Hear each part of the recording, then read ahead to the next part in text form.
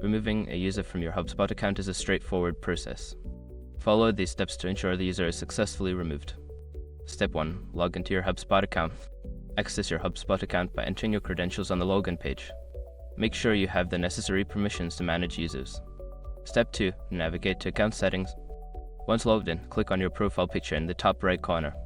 From the drop-down menu, select Account Settings to access the Settings menu. Step 3. Go to Users and Teams. In the left sidebar of the Settings menu, find and click on Users and Teams. This section will display all the users currently associated with your account. Step 4. Select the user to remove. Scroll through the list of users or use the search bar to find the specific user you want to remove. Click on their name to open their user profile. Step 5. Remove the user. In the user profile, look for the option to remove user or delete user.